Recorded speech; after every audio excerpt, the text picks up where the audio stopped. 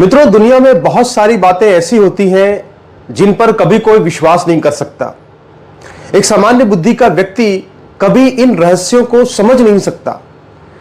अगर हमने आज तक किसी संत के बारे में सुना जिनकी की बहुत ज्यादा उम्र बताई जाती है, तो उसमें देवराहा बाबा का नाम आता है। देवराहा बाबा की उम्र जो है वो 300 वर्ष तक बताई गई थी। कहते हैं कि डॉक्टर राजेंद्र प्रसाद, जो कि राष्ट्रपति रहे भारत के, उनके जो बाबा जी थे, उन्होंने भी देवराहा बाबा के जब दर्शन किए थे तो उनकी जो अवस्था थी वो बिल्कुल वैसे ही थी। और कहते हैं कि राष्ट्रपति राजेंद्र प्रसाद जी ने जब उनकी दर्शन किए थे तो भी उनकी अवस्था बिल्कुल वैसे ही थी। और तमाम तरह की किंवदंतियां कही जाती हैं। लेकिन मित्रों, मैंने भी एक संत के बारे में, एक महायोगी के बारे में सुना है, और उनके बारे में मैंने कई YouTube वीडियो भी देखे हैं, मैंने रिसर्च भी इस पर काफी की है, कुछ बुक्स भी उन पे हैं, जिनको महाअवतार बाबा के नाम से जो है दुनिया में जाना जाता है। महाअवतार बाबा। और ये महाअवतार बाबा के शिष्य जो है वो सिर्फ भारत के अंदर नहीं है, वो दुनिया के तमाम हिस्सों में। स्टीव जॉब्स को उनका शिष्य माना जाता है, जो कि एप्पल के संस्थापक थे। द बीटल्स, जो एक बहुत ही प्रतिष्ठित संगीत का एक संस्था थी, उसके संस्थापक को भी माना जाता है कि वो उनके शिष्य थे। और भी कई बड़े बड़े अंतर्राष्ट्रीय व्यक्तित्व हैं जो भारत के नहीं है, वो भी उनके शिष्य माने जाते हैं। और इसी तरह से भारत के अगर देखें तो प्रधानमंत्री नरेंद्र मोदी को भी बहुत सारे लोग दावा करते हैं कि वो उनके प्रेरणा से काम करते हैं। रामानंद सागर, जिन्होंने कि रामायण की रचना की, एक अभूतपूर्व कृति बनाई, कहते हैं कि वो महाअवतार बाबा की प्रेरणा से ही तैयार हुई थी। तो ये सब आखिर रहस्य क्या है? जब मैंने पहली बार इनके बारे में सुना, महाअवतार बाबा के बारे में, तो मैं बिल्कुल, आप समझ लो कि मेरे पास बोलने के लिए कोई शब्द नहीं थे। मैं एकदम भावविभोर हो गया, क्योंकि ये जानकर ही बड़ा आश्चर्य होता है कि किसी व्यक्ति की उम्र जो है वो 1800 साल, 2000 साल आखिर कैसे हो सकती है। मैंने इस पर काफी रिसर्च की, काफी लोगों के प्रवचन सुने, काफी बुक्स को भी देखा। उससे मुझे ये बात समझ में आई कि आखिर महाअवतार बाबा का रहस्य क्या है, महाअवतार बाबा आखिर कौन है। मैं इस पूरे रहस्य की जो कड़ियां हैं वो आपके सामने एक एक करके खोलूंगा। लेकिन सबसे पहले मैं प्रधानमंत्री मोदी से उनके जो रिश्ते हैं, जो कहे जाते हैं, दावा किया जाता है, उसकी भी चर्चा आपसे करूंगा। मित्रों, आपको याद है, आप जानते हैं कि प्रधानमंत्री मोदी की एक तस्वीर आपने देखी होगी कि प्रधानमंत्री मोदी गेरुआ वस्त्र पहने हुए हैं और हिमालय की घाटियों में मौजूद है, योग कर रहे हैं। ऐसी तस्वीरें आपने देखी होंगी। और यह कहा जाता है कि अपने युवा अवस्था में प्रधानमंत्री मोदी ने संकल्प लिया था कि वो सन्यासी जीवन बिताएंगे और वो हिमालय पर चले गए थे। लेकिन उनके बारे में यह कहा जाता है कि महाअवतार बाबा जो थे, जो कि हिमालय में ही, उत्तराखंड में ही उनका कहते हैं कि निवास स्थान है, उन्होंने आकर के प्रधानमंत्री मोदी को दर्शन दिए और कहा कि तुम्हारा जो कर्म क्षेत्र है वो भारत में है और तुम्हें राजनीति में जाकर के देश का नाम रोशन करना है, आगे बढ़ना है, प्रधानमंत्री बनना तुम्हारे भाग्य में है, तुम्हें यहां पर सन्यासी की तरह भटकना नहीं है। तो कहते हैं कि प्रधानमंत्री मोदी आना नहीं चाहते थे, लेकिन इसके बाद भी जो है जब उन्होंने कहा तो प्रधानमंत्री मोदी दोबारा जो लौट कर आए भारत के अंदर, तो इसीलिए आए कि उनको महाअवतार बाबा ने प्रेरणा दी थी, ऐसे जो है दावे किए जाते हैं। तो एक और बात भी बहुत महत्वपूर्ण इसमें है कि क्रिया योग, प्रधानमंत्री मोदी से और महाअवतार बाबा से एक और कनेक्शन जो भिड़ता है वो है क्रिया योग का। दरअसल मित्रों, आज जो हम तरह तरह के योग करते हैं, जो दुनिया में बहुत ही पॉपुलर हो गया है योग, पूरी दुनिया में बहुत ही एक तरह से प्रसिद्ध हो गया है योग। तो ये जो योग है ये दुनिया में बहुत प्रसिद्ध तो हो गया है, लेकिन इसके पीछे आखिर कौन है? क्योंकि ये जो योग की विद्या थी ये लुप्त हो गई थी। आज जो हम 12 तरह के 20 तरह के योग करते हैं, ये विद्या लुप्त हो गई थी। और कहते हैं कि जो लाहिड़ी महाशय, जो कि क्रिया योग के जनक माने जाते हैं, जिनका जो जन्म है वो 1830 के आसपास बताया जाता है, अंग्रेजों के समय में वो थे, अधिकारी थे। तो कहते हैं कि एक बार उत्तराखंड में जो है लाहिड़ी महाशय विचरण कर रहे थे और वहां पर उन्हें एक किसी की आवाज सुनाई दी। जब वहां पे वो गए तो एक महाअवतार बाबा, मतलब महाअवतार बाबा तो नहीं उस समय उनका नाम था, उनका जो मूल नाम था आगे बताऊंगा आपको मैं। तो लाहिड़ी महाशय ने जो है जब उनको देखा तो लाहिड़ी महाशय से महाअवतार बाबा ने ये कहा कि तुम मेरे पूर्व जन्म में मेरे शिष्य रहे हो और तुम्हें जो है क्रिया योग का विस्तार करना है। तो इस तरह से लाहिड़ी महाशय ने जो है क्रिया योग के बारे में दुनिया को बताना शुरू किया। उन्होंने इस पर कई किताबें भी लिखी। योग गुरु परमहंस जो कहते हैं, उन्होंने जो है इसके बाद 1935 में एक बार फिर से क्रिया योग का जो है दुनिया में प्रचार किया। वो भी उन्हीं के शिष्य थे, महाअवतार बाबा के। और अब देखिए तो अंतर्राष्ट्रीय योग दिवस जो घोषित हुआ है पूरी दुनिया में, जिसका श्रेय जो है प्रधानमंत्री मोदी को, आज पूरी दुनिया जो है योग कर रही है। तो कहते हैं कि इसकी जो प्रेरणा है ये भी महाअवतार बाबा से ही प्रधानमंत्री मोदी को मिली, ऐसा कुछ लोग जो है दावा करते हैं। तो एक कनेक्शन जो लगातार उनके बीच मिलता है, ये हमें बात समझ में आती है। इसके अलावा और भी कई लोग हैं जो कि उनके शिष्य बताए जाते हैं, जिन्होंने उनके दर्शन किए। उनमें एक नाम रजनीकांत का भी आता है, जो कि एक बड़े कलाकार रहे, उनका नाम भी रजनीकांत का नाम भी आता है कि वो भी पूजा करते हैं। तो महाअवतार बाबा का मैंने आपको थोड़ा सा बैकग्राउंड बताया अभी क्या है कैसे है, लेकिन अब मैं आपको विस्तार से बताता हूं कि ये महाअवतार बाबा की कहानी क्या है और ये इसका रहस्य क्या है। मित्रों, ये कहा जाता है कि महाअवतार बाबा का जो जन्म था वो हुआ था जो है 203 ईस्वी में। 203 ईस्वी, आप सोचिए, आज से 1800 साल पहले उनका जन्म हुआ था। दक्षिण भारत में, तमिलनाडु में उनका जन्म हुआ था। कहते हैं कि चोल साम्राज्य में जो है उनका जन्म की बातें कही जाती हैं। और ये सारी बातें जो कही जाती हैं ये किसने लिखी हैं? ये एक द ऑटोबायोग्राफी ऑफ योगी करके एक किताब है, जो कि एक परमहंस योगी जी महाराज ने लिखी है। वो भी एक बहुत महान योगी थे 1935 की, जिन्होंने दुनिया में योग फैलाया था। दावा क्या आता है कि महाअवतार बाबा जो थे वो आधुनिक काल में, यानी कि अंग्रेजों के समय में उस वक्त प्रकट हुए 1835 ईस्वी के करीब, जो लाहिड़ी मास्टर जी मैंने आपको प्रसंग बताया। इसके अलावा 1935 में भी कहते हैं वो प्रकट हुए, जबकि उन्होंने परमहंस योगानंद जी महाराज को कहा कि आप क्रिया योग का विस्तार कीजिए। और इसके अलावा रामानंद सागर, यानी जो रामायण हम देखते हैं आज, अभूतपूर्व जो कृति है रामानंद सागर की, उस रामायण को बनाने में भी महाअवतार बाबा की ही पूरी भूमिका बताई जाती है। दरअसल ये बात जो है रामानंद सागर के जो बेटे थे प्रेम सागर जी महाराज, उन्होंने भी जो है अपने कई इंटरव्यूज में ये बातें कही हुई हैं। और उन्होंने ये बताया है कि पहले जो रामानंद सागर थे वो फिल्म की शूटिंग करते थे, फिल्म बनाया करते थे, और उन्होंने कभी सोचा भी नहीं कि रामायण बनाएंगे, क्योंकि रामायण बनाने में खर्चा बहुत था, धारावाहिक बनाना इतना आसान नहीं होता था उस समय। कहा यह जाता है कि 1970 के पहले की बात है कि एक बार जो है रामानंद सागर जी गए थे कामाख्या मंदिर।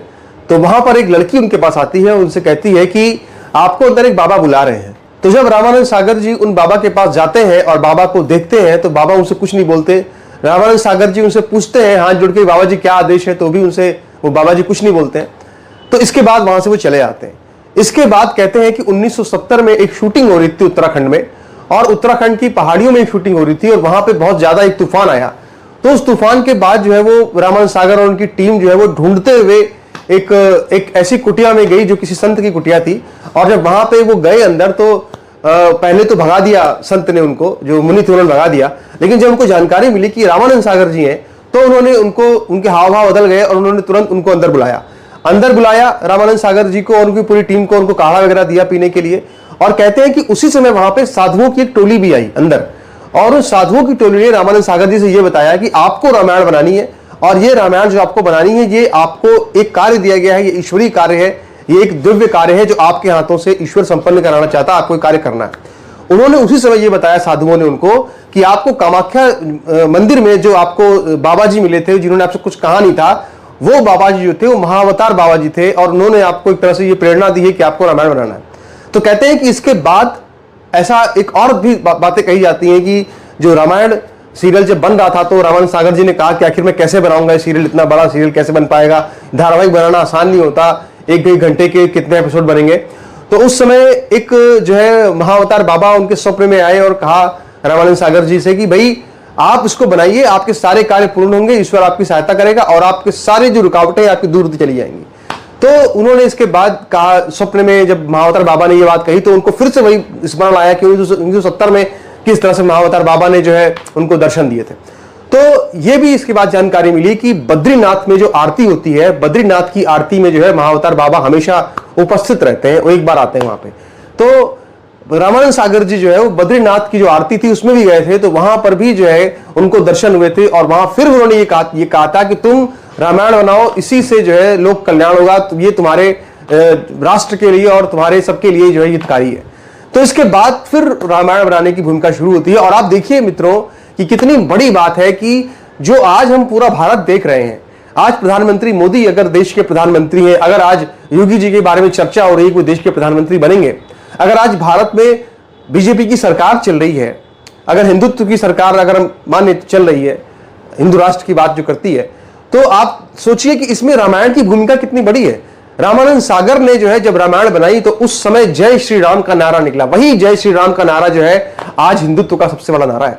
इसके बाद जो लाल कृष्ण आडवाणी की रथ यात्रा हुई, इसके बाद जो है पूरे देश के अंदर जिस तरह से बीजेपी का ग्राफ अचानक से बढ़ा, इस सब पूरे जो आज राजनीति, जो पूरी राजनीति बदली है, उस पूरी राजनीति को बदलने में सबसे बड़ा योगदान अगर किसी का रहा है तो वो रामानंद सागर का रहा है। और रामानंद सागर को प्रेरणा देने वाले महाअवतार बाबा अगर हम माने तो फिर हम कहते हैं कि उनका भी जो है इसमें बहुत बड़ा योगदान रहा है।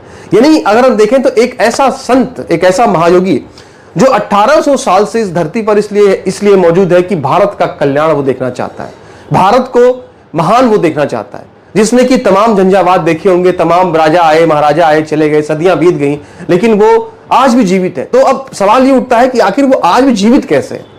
इस बारे में मैंने और भी फिर सर्च किया तो मुझे सदगुरु का एक वीडियो मिला। तो सदगुरु ने यह बताया अपने वीडियो में कि जो महाअवतार बाबा है वो निर्माण काया की विधि जानते हैं, यानी कि वो अपनी जो काया है उसका निर्माण कर लेते हैं, उसका दोबारा से निर्माण कर लेते हैं, उनकी काया दोबारा से नवीन हो जाती है। और कहते हैं कि जिसने भी उनको देखा है आज तक, यानी कि 1835 में जब उनको देखा गया था, जो लहरी महाशय ने देखा था, तो उन्होंने उनका जो चित्रण किया है, उन्होंने उनकी जिस तरह की पूरी भावभंगिमा बताई है, उसका चित्र एक बनाया है। वो चित्र आप देख रहे हैं इस समय, तो वैसा ही चित्र जो है और बाकी लोगों ने भी बनाया है। तो उसी तरह से फिर रामावतार बाबा की यही, महाअवतार बाबा की यही तस्वीर जो है वो प्रसिद्ध है। अच्छा, एक प्रश्न ये उठता है कि आखिर महाअवतार बाबा का मूल नाम क्या था। तो महाअवतार बाबा जो थे वो तमिलनाडु में उनका जन्म हुआ था और उनका नाम जो था वो नागार्जुन था पहले, लेकिन चूंकि जो लाहिड़ी महाशय थे जिन्होंने पहली बार उनको देखा था, तो लाहिड़ी महाशय ने उनका नाम जो है वो महाअवतार बाबा रखा था, क्योंकि उनको लगा कि वो उनका नाम जानते नहीं थे। तो उनको जो समझ में आया कि ये अवतारी पुरुष हैं या महाअवतार है, उन्होंने उनको महाअवतार बाबा कहना शुरू कर दिया। तो इस तरह से उनका नाम जो था वो महाअवतार बाबा प्रसिद्ध हो गया, लेकिन उनका जो मूल नाम है वो नागार्जुन है, जो कि 1800 साल पहले उनका जन्म हुआ था तमिलनाडु के अंदर। तो अब इसमें अगर देखें तो और भी तमाम तरह की बातें आती हैं। कहते हैं कि रामायण जब सीरियल जब बन रहा था तो उस समय एक ये था कि भाई रोटी खा रहे हैं और उनकी रोटी को कौवा ले गया है, ये जो पूरा दृश्य है। तो आप सोचिए कि इस दृश्य को आखिर कोई कैसे शूट कर सकता है। आज तो जो है तमाम तरह के ग्राफिक्स होते हैं, तमाम तरह के एनिमेशन होते हैं, कोई भी आकर के उसको शूट कर सकता है, चित्र बना करके कौवे को दिखा सकता है, टेक्नोलॉजी का मदद दे सकता है। लेकिन उस समय ऐसे कुछ टेक्नोलॉजी नहीं थी। तो रामानंद सागर जी बहुत परेशान हो गए, काफी प्रयास किया कहीं से कोई कौवा लाए पालतू हो, लेकिन वो कुछ हो नहीं पाया। तो जब उन्होंने प्रार्थना की भगवान से, तो कहते हैं कि फिर एक कौवा जो है अचानक प्रकट हुआ और वो कौवा जो है बिल्कुल ऐसा लगा जैसे ट्रेंड कौवा है, और उस कौवे ने बिल्कुल वैसे ही बार बार भगवान राम के हाथ से, अगर आप वो सीक्वेंस देखेंगे रामायण के अंदर तो आपको वो भी मिलेगा देखने के लिए। तो वो रोटी को बार बार ले जाता है और कौवा, तो वो कौवे के बारे में कहा जाता है कि वो चमत्कार था और वो साक्षात जो है कहा जाता है कि वो काकभूषुंडी महाराज जी थे, जिनका वर्णन जो है वो रामचरितमानस में तुलसीदास जी ने किया है। तो अगर हम पूरे इन चीजों को देखते हैं तो हम समझ पाते हैं कि आखिर भारत के आध्यात्मिक उन्नति के लिए, भारत की सांस्कृतिक उन्नति के लिए, भारत की राष्ट्रीय उन्नति के लिए जो पुण्य आत्माएं हैं, जो महान लोग हैं, जो महापुरुष हैं, वो आज भी इस धरती पर कहीं ना कहीं विचरण कर रहे हैं, जो अपने लोगों को चुनते हैं, उनको प्रेरणा देते हैं कि आपको किस तरह कार्य करना है देश का, आपको कैसे देश के लिए आगे बढ़ना है, इन तमाम चीजों पर जो है वो आगे बढ़ते हैं। तो चूंकि मित्रों मेरा जो पूरा वीडियो होता है वो वन गो में लाइव में रिकॉर्ड करता हूं, तो मैं आपसे एक छोटी सी इसमें जो गलती हुई पीछे वो ये है कि जो हमारे लाहिड़ी महाशय थे, जो पहली बार जो मिले थे वो 1861 में मिले थे, मैंने 1835 बोल दिया था। तो 1861 में जब लाहिड़ी महाशय उनसे मिले थे तो बाद में उनके लाहिड़ी महाशय के बहुत सारे शिष्य भी जो है वो शिष्य हो गए थे महाअवतार बाबा के। तो कहते हैं कि एक बार जो है महाअवतार बाबा जो थे वो तमाम शिष्यों के साथ बैठे हुए थे अपने, उसमें लाहिड़ी महाशय भी थे। तो कहते हैं कि एक व्यक्ति था जो कि लगातार उनसे जिद कर रहा था कि मुझे आपकी जो है आपका शिष्य बनना है। तो उस समय महाअवतार बाबा ने मना कर दिया, बहुत जिद करने के बाद मना कर दिया। तो उसने ये कहा कि अगर आप मुझे शिष्य नहीं बनाएंगे तो मैं पहाड़ से नीचे कूद जाऊंगा। तो कहा कि जाओ कूद जाओ। तो महाअवतार बाबा ने जब ये कहा कि जाओ कूद जाओ, तो वो जो व्यक्ति था वो जाकर के पहाड़ के नीचे कूद गया। तो इसके बाद लाहिड़ी जो महाअवतार बाबा थे उन्होंने अपने शिष्यों से कहा कि उसके शव को ले आओ। तो उसका जो शव था वो पूरा छत विक्षत हो गया था, लेकिन जैसे ही महाअवतार बाबा ने उसके शव पर ऐसे हाथ फेरा वैसे ही उसके सारे अंग प्रत्यंग ठीक होने लगे और वो जीवित हो उठा। और जब वो जीवित हो उठा तो महाअवतार बाबा ने कहा कि मैंने तुम्हारी आखिरी परीक्षा ली थी कि तुम पहाड़ से कूदते हो कि नहीं, और चूंकि तुम पहाड़ से कूद गए इसलिए अब मैं तुम्हें जो है अपना शिष्य बनाता हूं, तुम मेरे अमर शिष्य रहोगे। तो इस तरह की तमाम किंवदंतियां, तमाम कहानियां, तमाम तरह की अनोखी अनोखी बातें उनके बारे में फैली हुई है। और वो कहते हैं आज भी जीवित हैं, जिसको दिखते हैं वो उनकी उम्र जो है 21 से 25 साल ही दिखती है हमेशा। लेकिन हमें उनके बारे में दावा, उन्होंने खुद ये बात जो है उनसे पूछा एक बार लाहिड़ी महाशय ने कि भाई आप ये बताइए आपकी उम्र कितनी है। तो उन्होंने बताया था कि मेरी उम्र जो है वो जो बताई उन्होंने अपनी किताब में वर्णन किया हुआ है कि 1000 साल से ऊपर उनकी उम्र बताई हुई है। तो ये तमाम तरह की जो बातें हैं, इन बातों को जब आप सुनते हैं, समझते हैं, तो आपका जो दिमाग है वो एकदम मतलब कौंध जाता है, चौंक जाता है कि आखिर इसका सच क्या है, कैसे हो सकता है, कोई कैसे इस पर यकीन कर सकता है। लेकिन हम अपने योग गुरुओं पे अगर हम और पीछे जाएं, हम अपने और प्राचीन ग्रंथों को पढ़ें, तो हम देखते हैं कि अगस्त्य मुनि जो है वो रामायण में भी है, अगस्त्य मुनि जो है वो महाभारत में भी है। कई बार हम देखते हैं कि विश्वामित्र जो है वो हमें रामायण में भी जिक्र मिलता है, कहीं महाभारत में भी, कई ऐसे संत हैं जिनका जिक्र मिलता है, ऋषियों का, जो कि दोनों में मिलता है। तो आखिर ये समय तो बहुत बड़ा था, फिर जिक्र कैसे मिलता है? तो इसका अर्थ ये है कि हमारे जो पुराने प्राचीन जो ऋषि थे, उनके पास ऐसी कोई विद्या थी, ऐसी कोई निर्माण काया की ऐसा की विद्या थी जिससे कि वो अपने शरीर का जो है पुनर्निर्माण कर लिया करते थे और इस तरह से वो अपने आप को दोबारा से जीवित कर लिया करते थे। तो मुझे लगता है कि ऐसी शायद कोई प्राचीन विद्या रही होगी जिसका इस्तेमाल होता होगा, और वही विद्या जो है वो निर्माण काया है, जिसको कि जानते हैं महाअवतार बाबा जी, जिनका मूल नाम जो है नागार्जुन है। तो मैं अपने वीडियो को यहीं पे खत्म करता हूं, लेकिन इसके अलावा मैं आपसे एक और बात कहना चाहता हूं। मैंने देखा नहीं महाअवतार बाबा को, ना मेरा उनसे कोई साक्षात्कार हुआ है। मैंने वही बातें से बताई हैं जो मैंने उनके बारे में सुनी है, जो किताबों में लिखी गई हैं, जो लोग दावा करते हैं, मैंने वही बातें से बताई हैं। और अगर इस पूरे वीडियो में मेरे द्वारा कोई गलत तथ्य अगर गया है तो मैं महाअवतार बाबा से क्षमा मांगता हूं यहीं पर कि भाई मुझे माफ करें। मैंने सिर्फ जो सुना आपके बारे में वही मैंने बताया है। अगर इसमें कोई त्रुटि रह गई है तो उसके लिए अपना बालक जान करके मुझे आप क्षमा करें। वीडियो को बनाने का मकसद क्या था? इस वीडियो को बनाने का मकसद यह था कि जो लोग भी हिंदू राष्ट्र के लिए अपना जीवन लगा रहे हैं, वो अपने जीवन को ऐसे ही लगा कर रखें, तपस्या में कोई कमी ना करें, क्योंकि जो दिव्य शक्तियां हैं, जो महान शक्तियां हैं, वो महान शक्तियां आज भी जो है मौजूद है। वो आज भी भारत के उत्कर्ष को देखना चाहती हैं। वो अपने लोगों को चुन लेती हैं, उनसे अपने ईश्वरीय कार्य करवाती हैं। और आपको परेशान नहीं होना है, हारना नहीं है, थकना नहीं है, अपने पर पूरा विश्वास रखना है कि जो हमारा सपना है भारत को दिव्य भव्य बनाने का, वो जरूर पूरा होगा, क्योंकि इसके पीछे जो है ईश्वर की प्रेरणा है। तो मित्रों, इसी अपनी सद्भावना के साथ मैं अब इस वीडियो का समापन करता हूं। नमस्कार, भारत माता की जय, वंदे मातरम, जय श्री राम, हर हर महादेव। धन्यवाद।